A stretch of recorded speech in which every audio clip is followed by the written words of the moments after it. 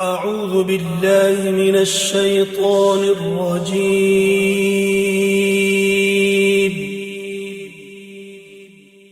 بسم الله الرحمن الرحيم.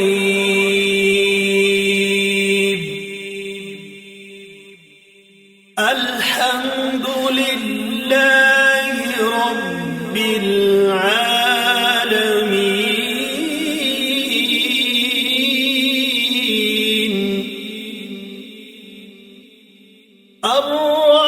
الرحمن الرحيم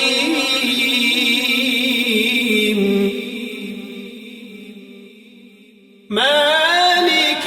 يوم الدين إياك نعبد وإياك نستعين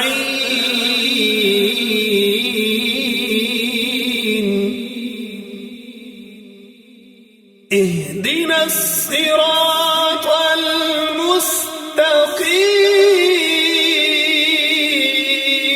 المستقيم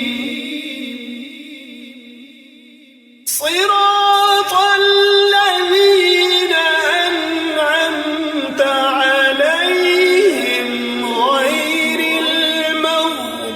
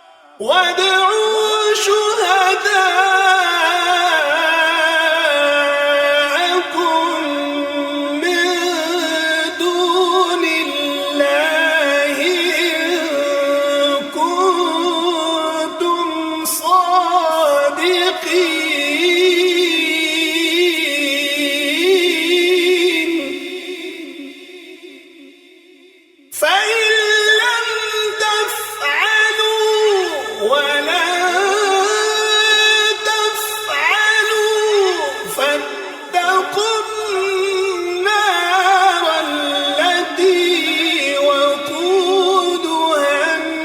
الناس والحجارة أعدت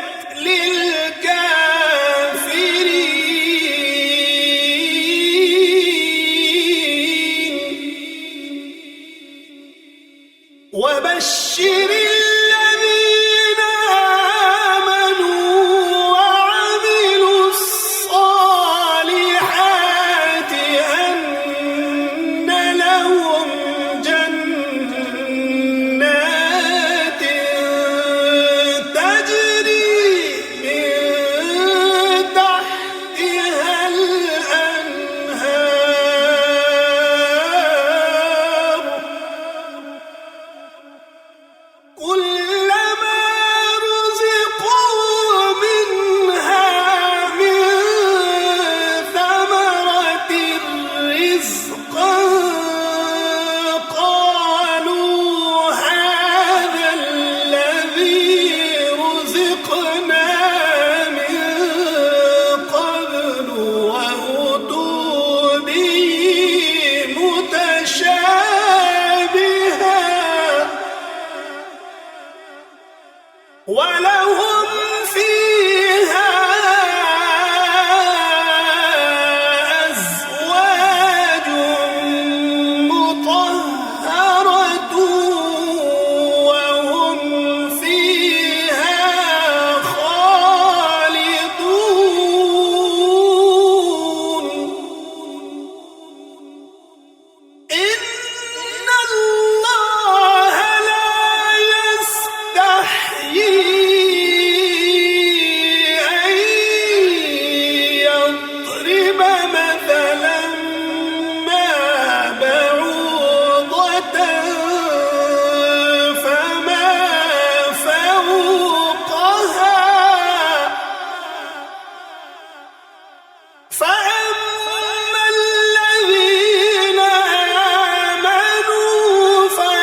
فيعلمون أنه الحق من ربهم وأما الذين كفروا فيقولون ماذا أراد الله بهذا مثلا يضل به كثيرا ويهدي به كثيرا وما يضل به إلا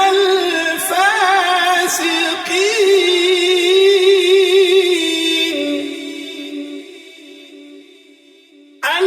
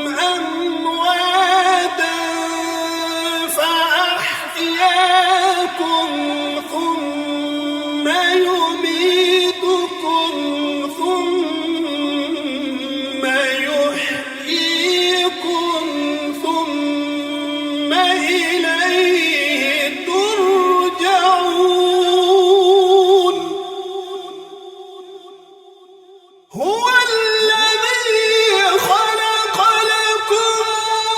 ما في الأرض جميعا ثم استوى إلى السماء فسواهن سبع سماوات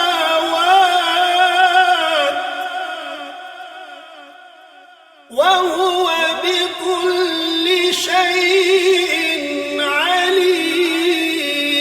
عليم وإذ قال ربك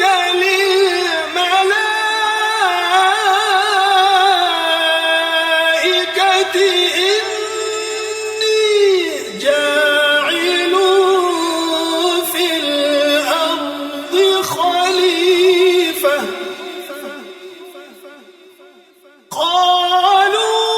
قالوا أتجعل فيها من يفسد فيها ويسفك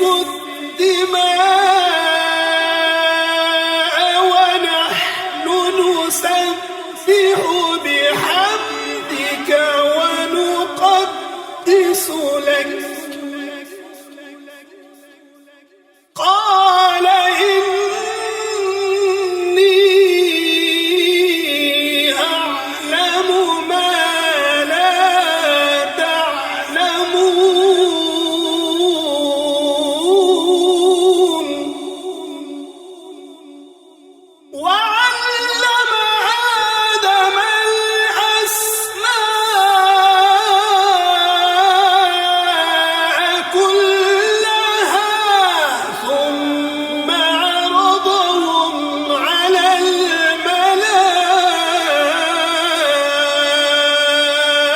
الملائكة فقال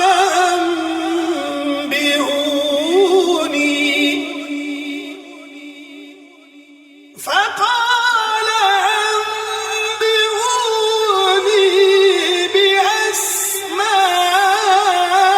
بأسماء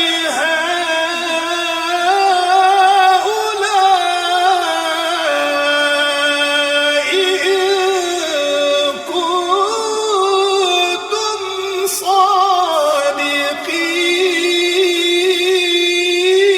صادقين قالوا سبحانك لا علم لنا إلا ما علمتنا إنك أنت العليم الحكيم قال يا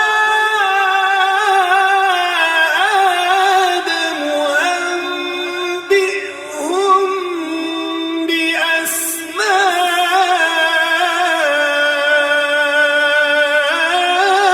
بأسمائهم فلما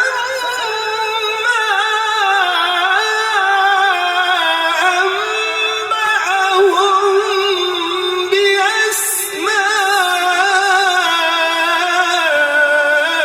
بأسمائهم قال ألم أقل لكم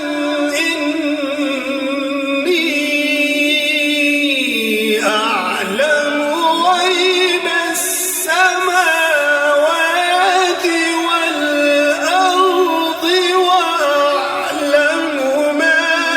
تبدون وما كنتم تكتمون وإذ قلنا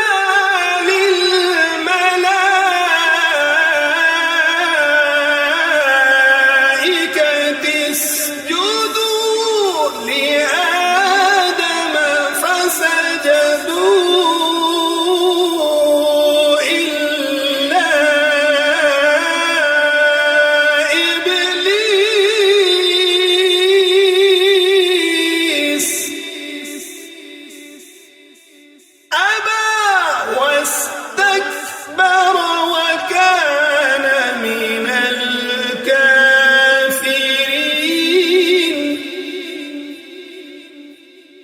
وقلنا يا آدم اسكن أنت وزوجك الجنة وكلا منها رغدا حيث شئتما ولا تقربا هذه الشجرة فتكونا من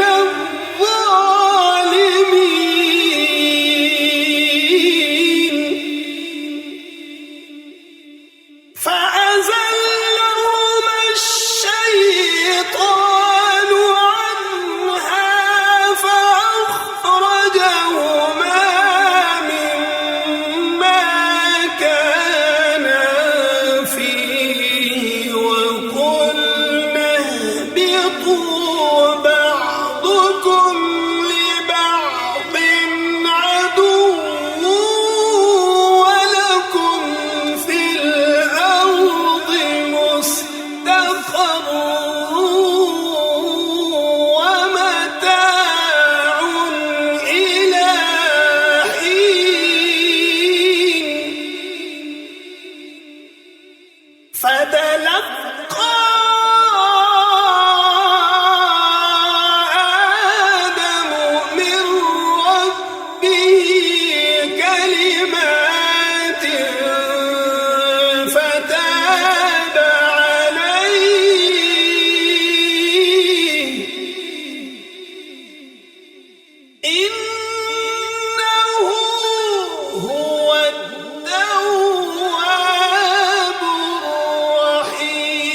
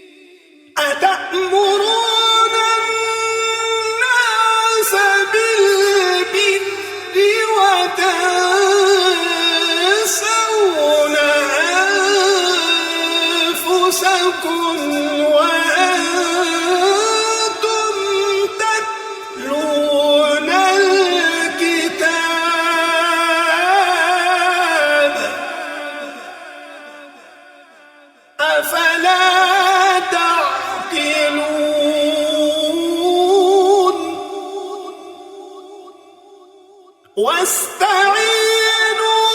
بالصبر والصلاة وإنها لكبيرة إلا على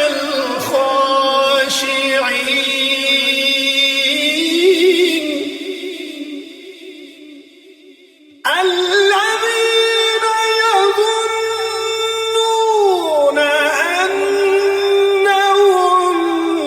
ملاقو ربهم وأنهم إليه راجعون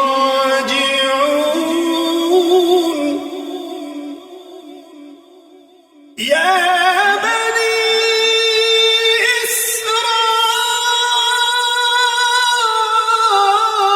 إسرائيل اذكروا نعمتي التي أنعمت عليكم وأني فضلتكم على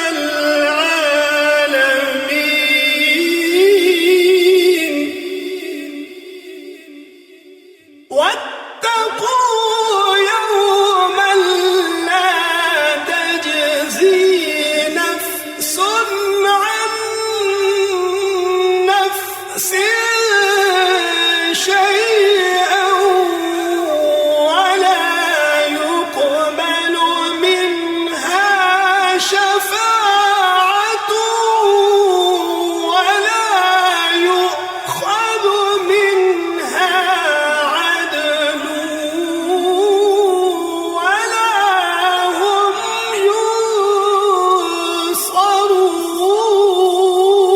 ينصرون وإذ نجيناكم من آل فرعون يسومونكم سوء العذاب يذبحون أبناءكم ويستحيون نساءكم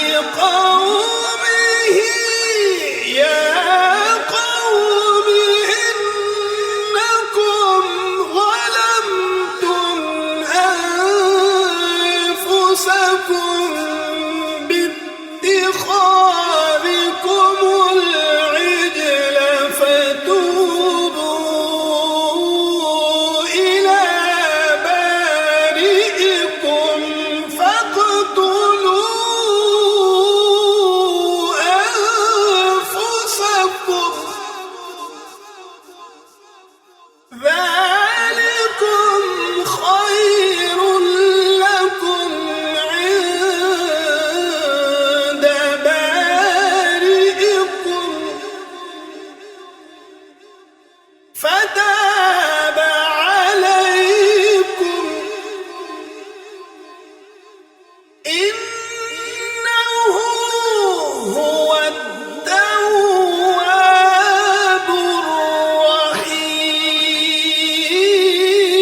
الرحيم وإذ قلتم يا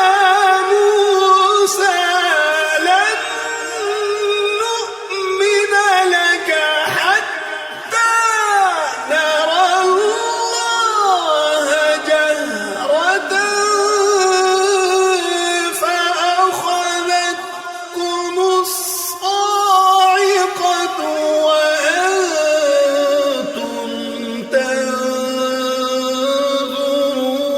تنظرون ثم بعثناكم من بعد موتكم لعلكم تشكرون وظللنا عليكم الغمام وأنزلنا عليكم المن والسلوى كلوا من طيبات ما رزقناكم وما ظلمونا ولكن كانوا أنفسهم يظلمون وإذ قلنا ادخلوا هذه القرية فكلوا منها حيث شئتم رغدا وادخلوا الباب سجدا وقولوا حطة نغفر لكم خطاياكم وسنزيد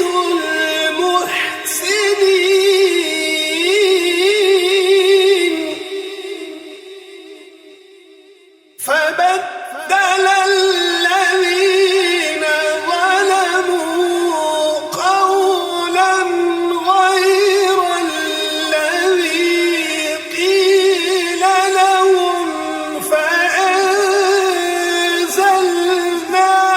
على الذين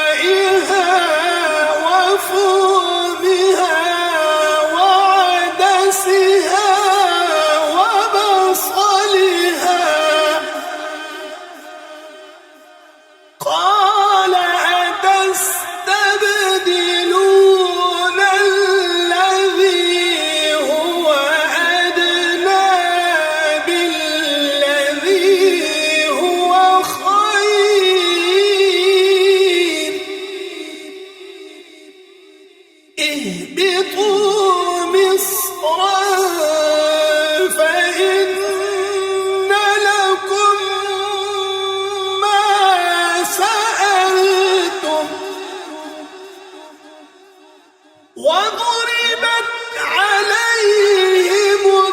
الذلة والمسكنة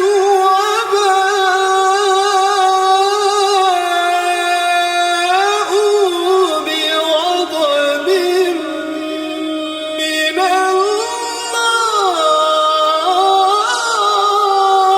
الله ذلك بأنهم كانوا يكفرون بآيات الله ويقتلون النبيين بغير الحق ذلك بما عصوا وكانوا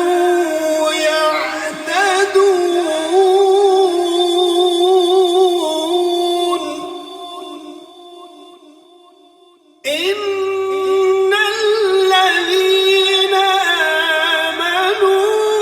والذين هادوا والنصارى والصابئين من آمن بالله واليوم الآخر وعمل صالحا فلهم أجرهم عند ربهم ولا خوف عليهم ولا هم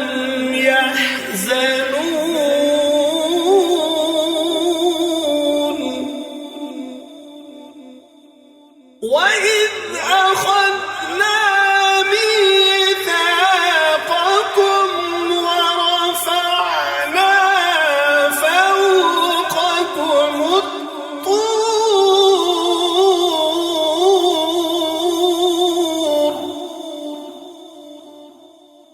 خذوا ما آتيناكم بقوة واذكروا ما فيه لعلكم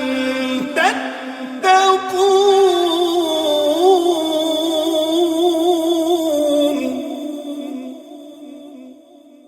ثم توليتم من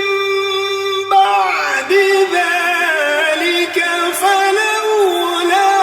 فضل الله عليكم ورحمته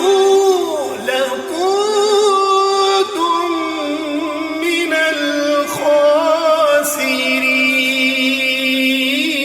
الخاسرين ولقد علمتم الذين اعتدوا منكم في السبت فقلنا لهم كونوا قردة خاسئين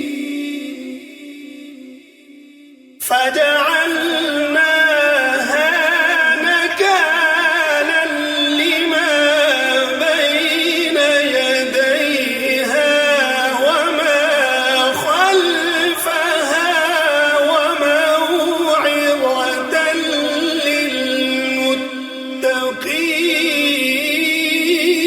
للمتقين وإذ قال موسى لقومه إن الله يأمركم أن تذبحوا بقرة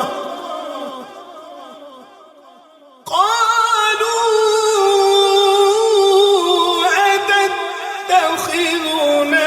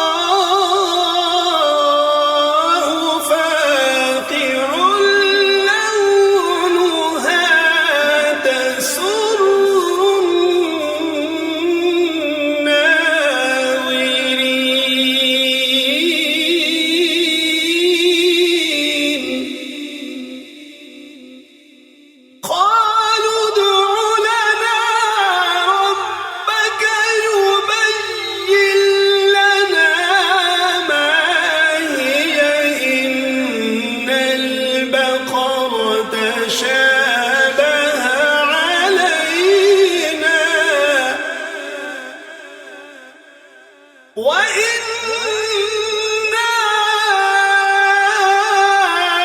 إن شاء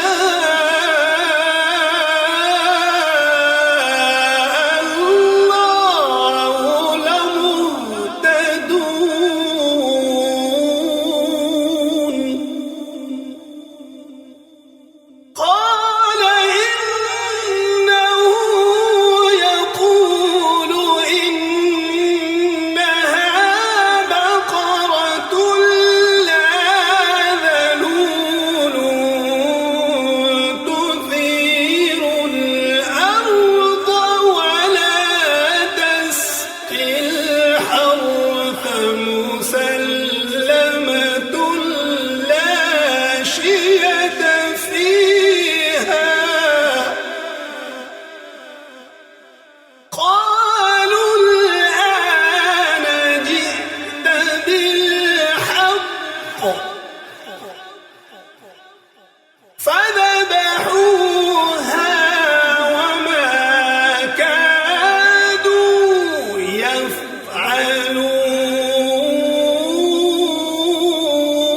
يفعلون وإذ قتلتم نفسا فادارأتم فيها والله مخرج ما كنتم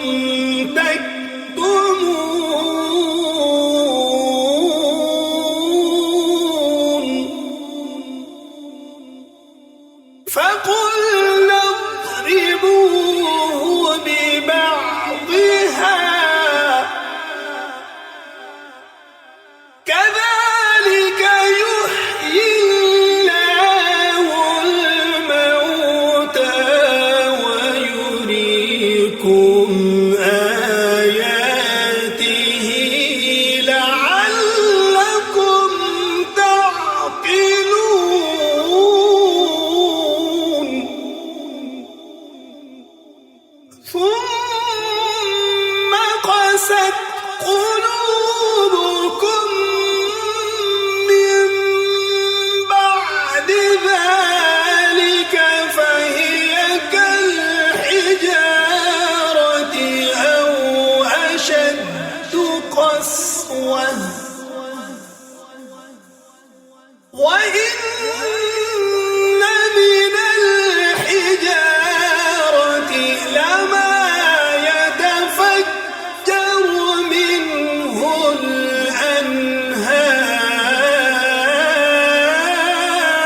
الأنهار وإن منها لما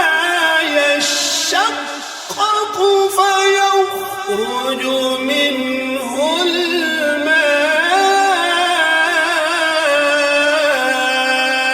الماء وإن منها لما يهبط من خشية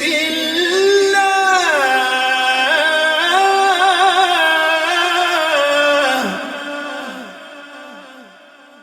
وما الله بغافل عما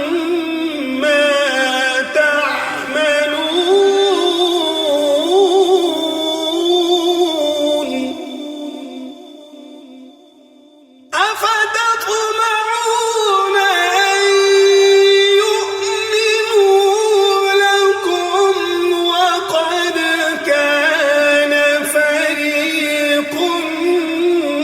منهم يسمعون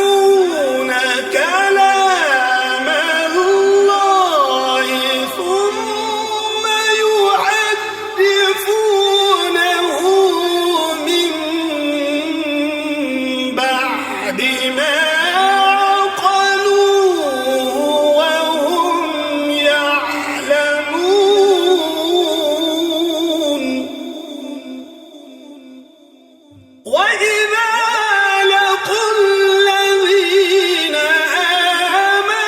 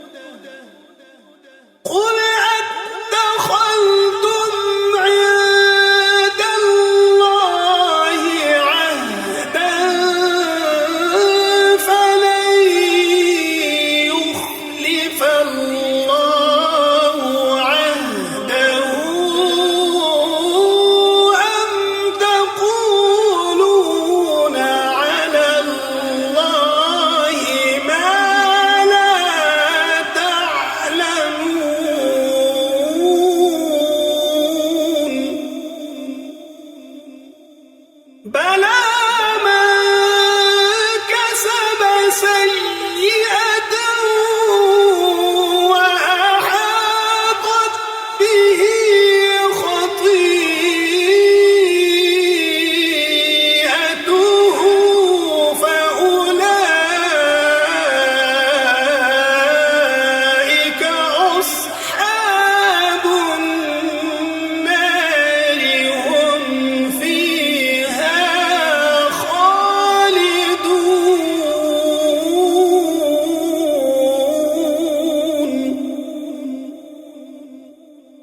والذين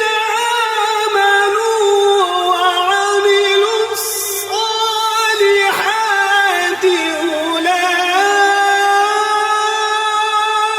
أولئك أصحاب الجنة هم فيها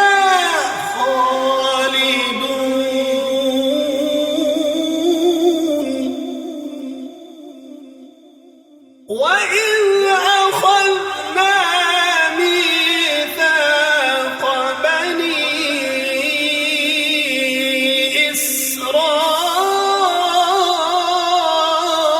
إسرائيل لا تعبدون إلا الله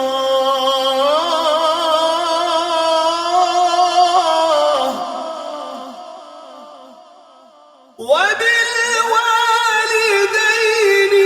إحسانا وذي القربى واليتامى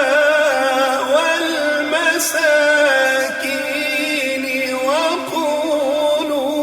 للناس حسنا وأقيموا الصلاة وآتوا الزكاة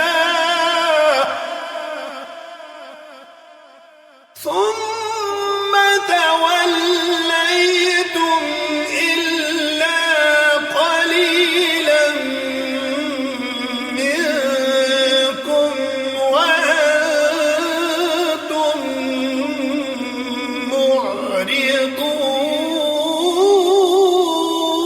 معرضون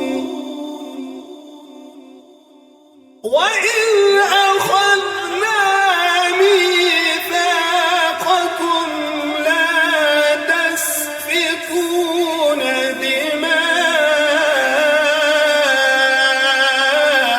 دماءكم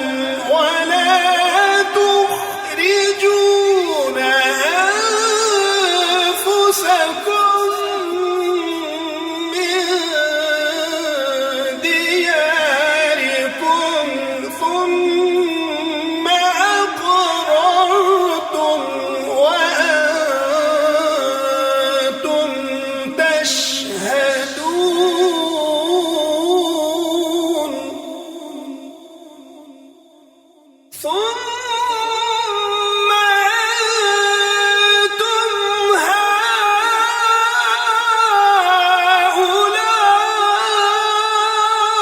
هؤلاء تقتلون أنفسكم وتخرجون فريقا منكم من ديارهم تظاهرون عليهم بالإثم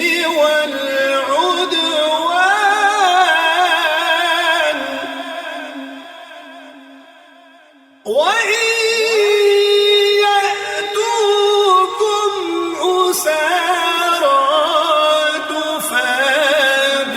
تفادوهم وهو محرم عليكم إخراجهم أفتؤمنون ببعض الكتاب وتكفرون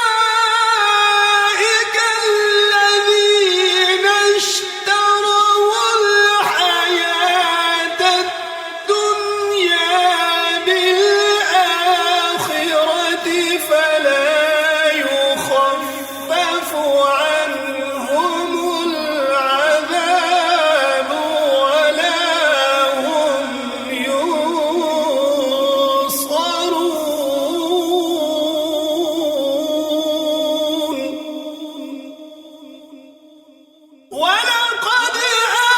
آتينا موسى الكتاب وقفينا من بعده بالرسل وآتينا عيسى ابن مريم البينات وأيدناه بروح القدس أفكلما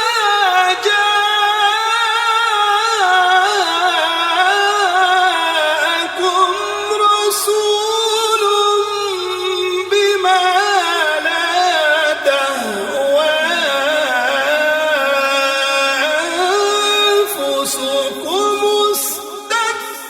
استكبرتم ففريقا كذبتم وفريقا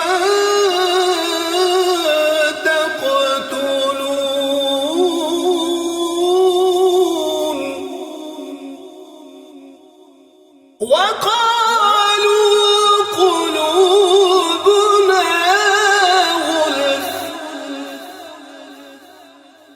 بل لعنهم الله بكفرهم فقليلا ما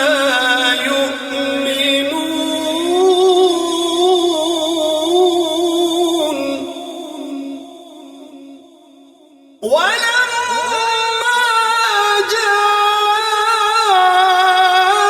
جاءهم كتاب من عند الله مصدق لما معهم وكانوا من قبل يستفتحون على الذين كفروا فلما جاءهم ما عرفوا كفروا به فلعنة الله على الكافرين بئس ما اشتروا به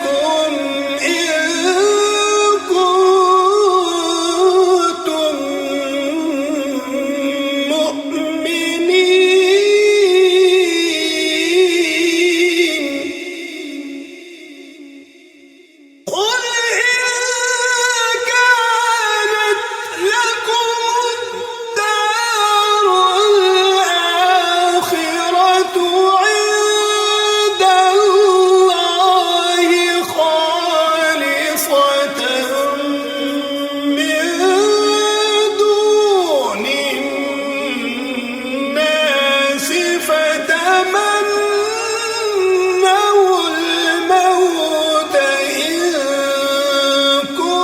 كنتم صادقين ولن يتمنوه أبدا بما قدمت أيديهم والله عليم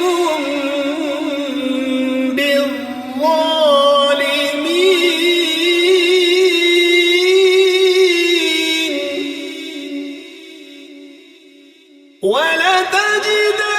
ولتجدنهم أحرص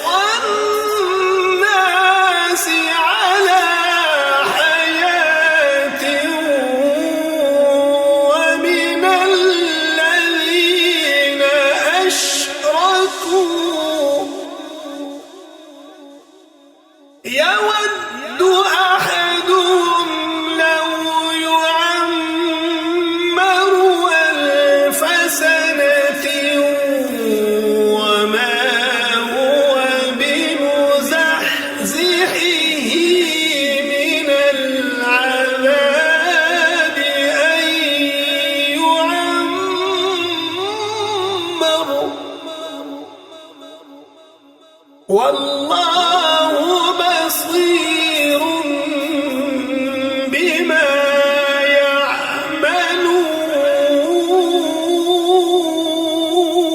يعملون قل من كان عدوا لجبريل فإنه نزله على قلبك بإذن الله مصدقا لما بين يديه وهدى وبشرى للمؤمنين من كان عدوا لله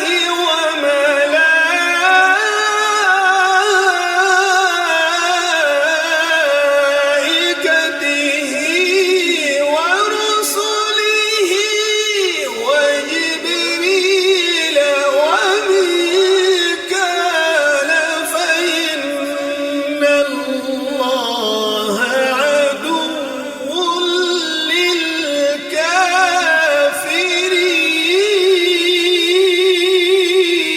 للكافرين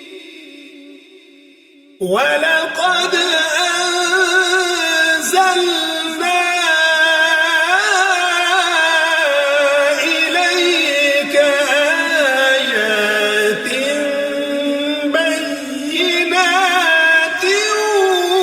وما يكفر بها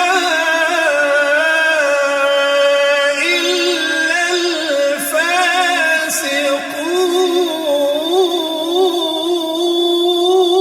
الفاسقون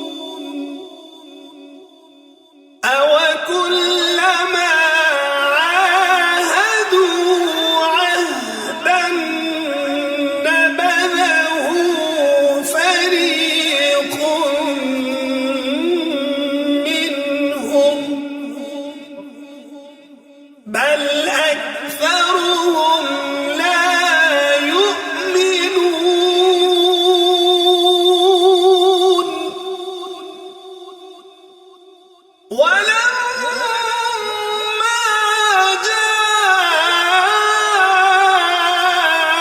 جاءهم رسول من عند الله مصدق لما معهم نبذ فريق من الذين أوتوا الكتاب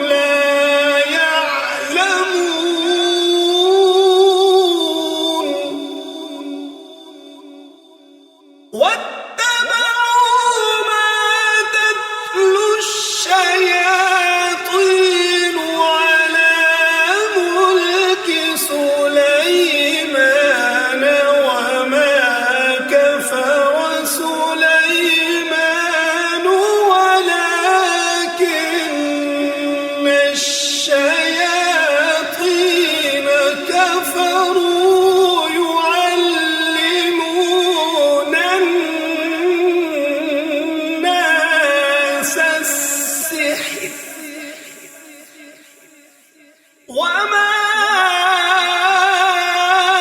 أنزل على الملكين ببابل هاروت وماروت وما يعلمان من أحد حتى يقولا إنما نحن فتنة فلا تكفر فيتعلمون منهما ما يفرقون به بين المرء وزوجه وما هم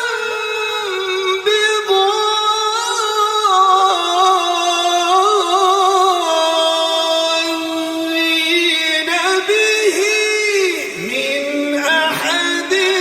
إلا بإذن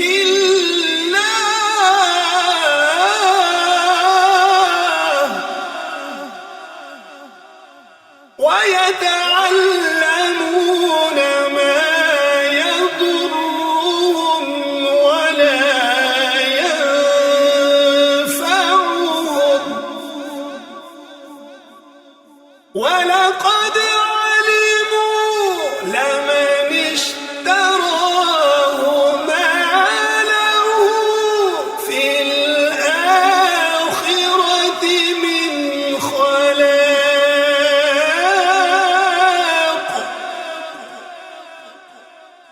ولبئس ما شروا به أنفسهم لو كانوا يعلمون ولو أنهم آمنوا واتقوا لمثوبة من عند الله خير لو كانوا يعلمون يا أيها الذين آمنوا لا تقولوا راعنا وقولوا انظرنا واسمعوا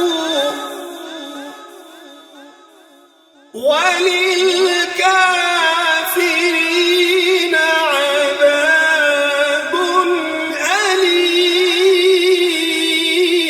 أليم ما يود الذين كفروا من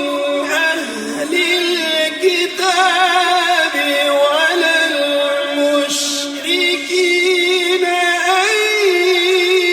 ينزل عليكم من خير من ربكم والله يختص برحمته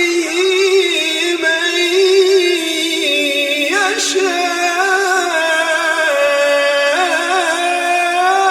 يشاء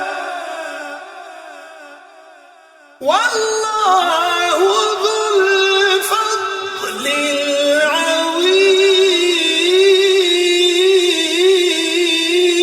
العظيم ما ننسخ من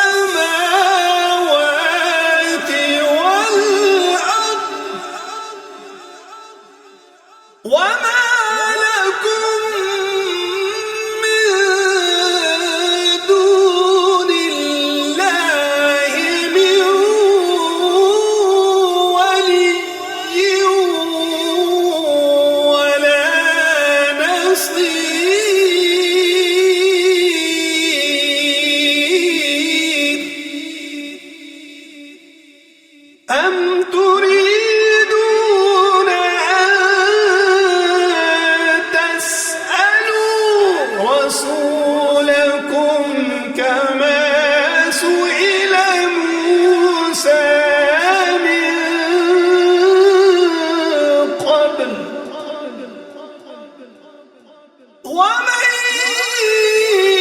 يتبدل الكفر بالإيمان فقد ضل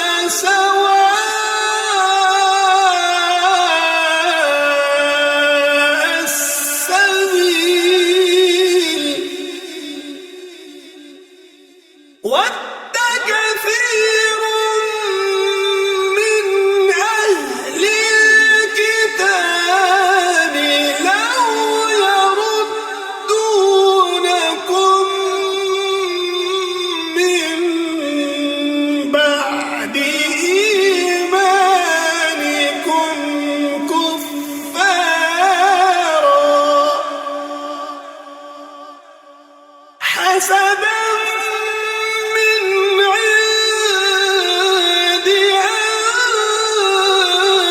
أنفسهم من بعد ما تبين لهم الحق فاعفوا واصفحوا حتى يأتي الله بأمره إن الله على كل شيء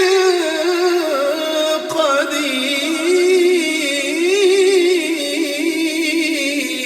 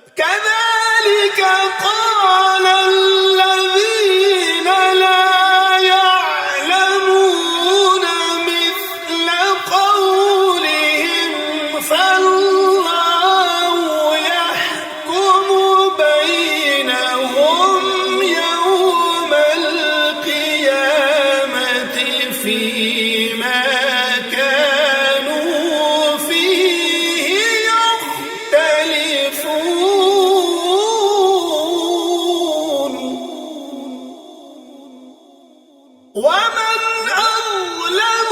ممن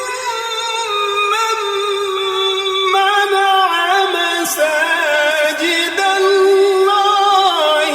أن يذكر فيها اسمه وسعى في خرابها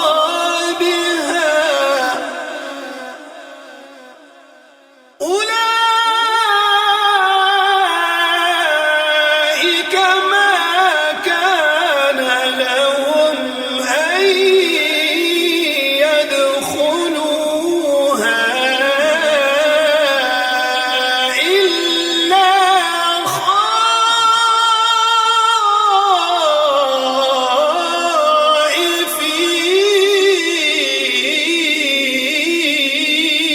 خائفين لهم في الدنيا خزي ولهم في الآخرة عذاب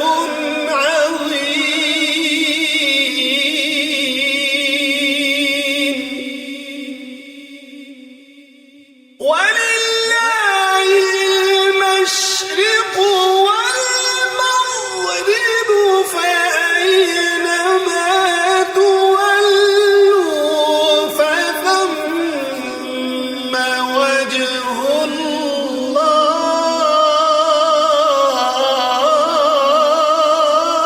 الله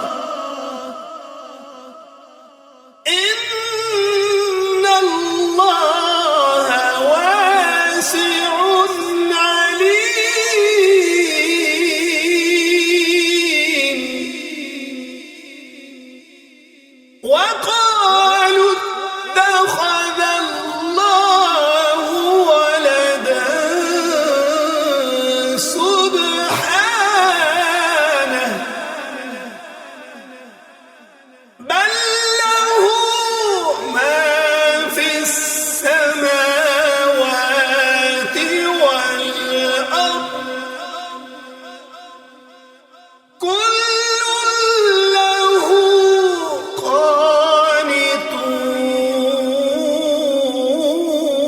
قانتون بديع السماوات والأرض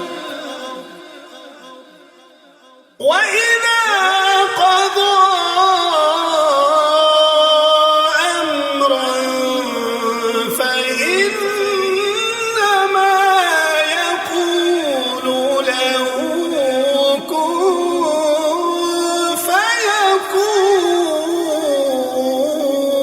فيكون وقال الذين لا يعلمون لولا يكلمنا الله أو تأتينا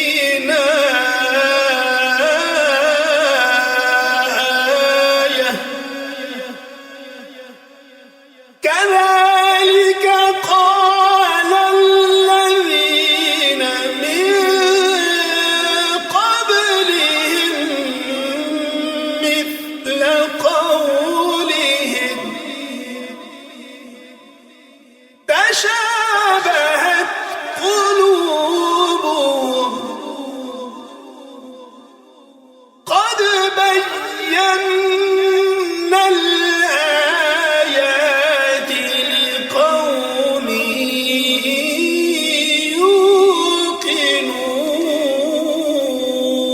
يوقنون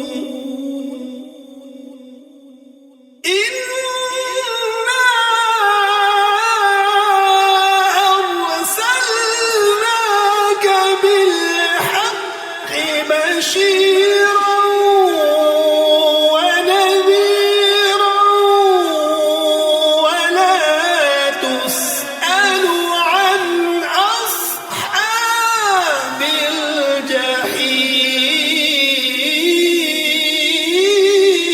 الجحيم ولن ترضى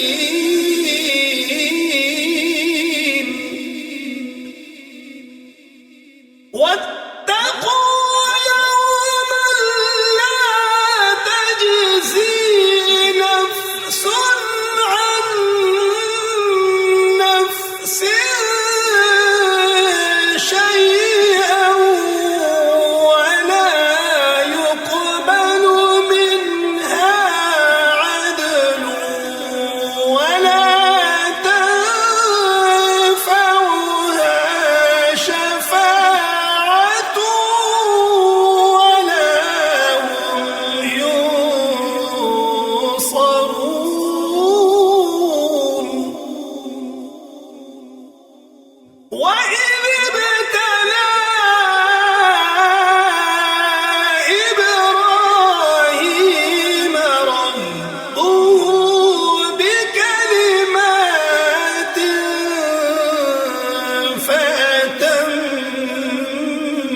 فأتمهن قال إني جاعلك للناس إماما قال ومن ذريتي قال لا ينال عهد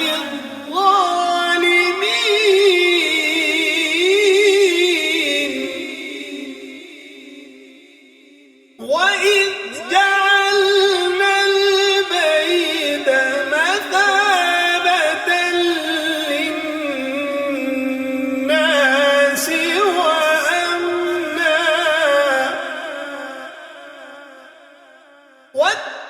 واتخذوا من مقام إبراهيم مصلى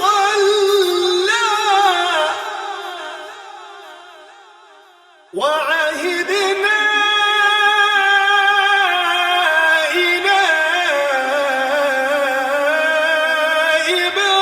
إبراهيم وإسماعيل أن طهرا بيتي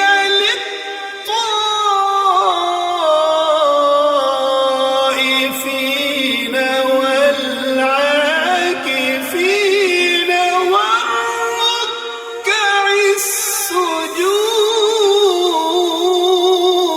السجود وإذ قال إبراهيم رب اجعل هذا بلدا آمنا وارزق أهله من الثمرات من آمن منهم بالله واليوم الآخر قال ومن كفر فأمتعه قليلا ثم أضطره إلى عذاب النار وبئس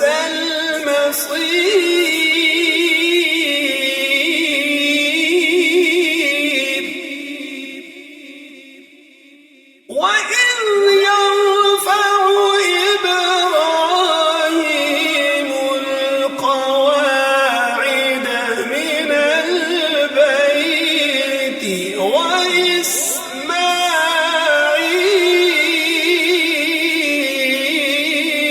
وإسماعيل ربنا تقبل منا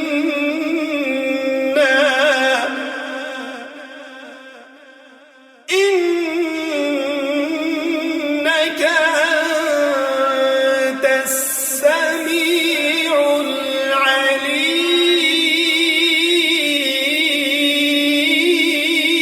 العليم ربنا واجعل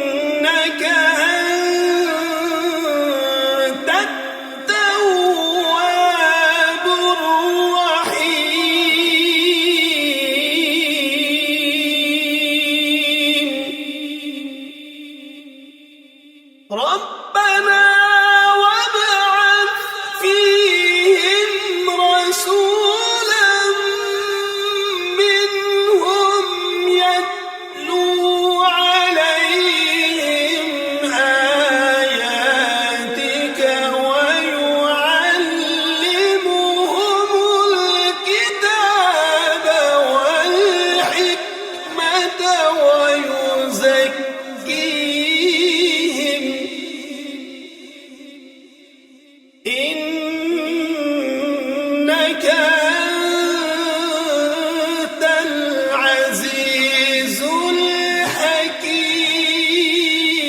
الحكيم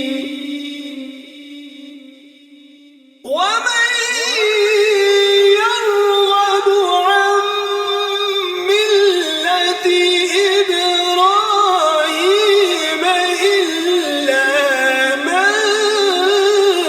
سفه نفسه ولقد اصطفيناه في الدنيا وإنه في الآخرة لمن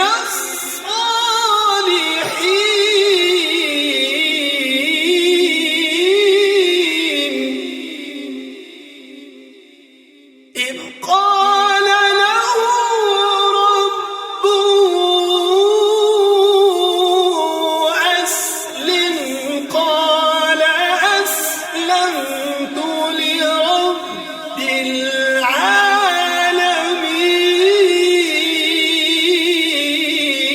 العالمين ووصى بها إبراهيم بنيه ويعقوب يا بني إن الله اصطفى لكم الدين فلا تموتن إلا وأنتم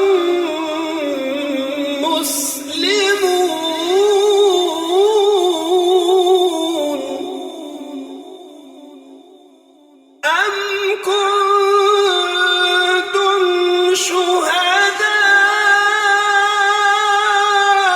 شهداء إذ حضر يعقوب الموت إذ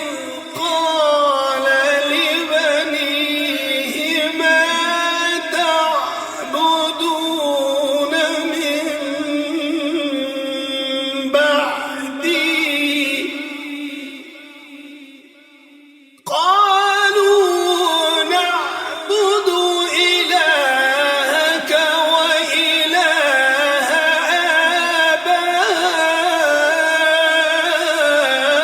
آبائك إبراهيم وإسماعيل وإسحاق إلها واحدا ونحن له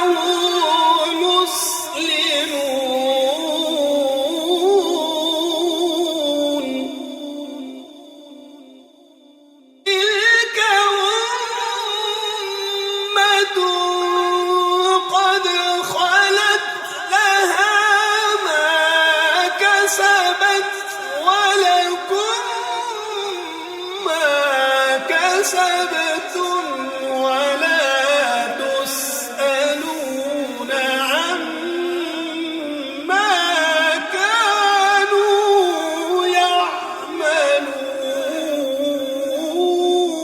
يعملون وقالوا كونوا هودا أو نصارى تهتدوا قل بل ملة إبراهيم حنيفا وما كان من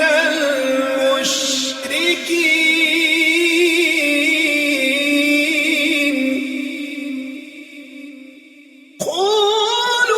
قولوا آمنا بالله وما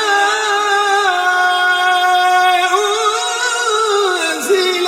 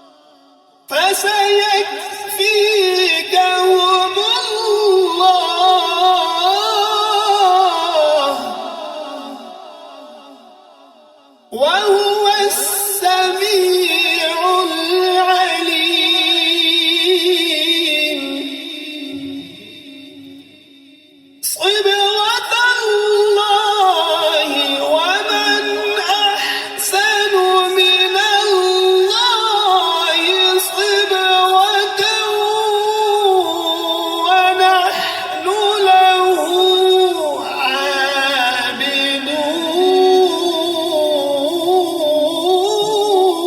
عابدون قل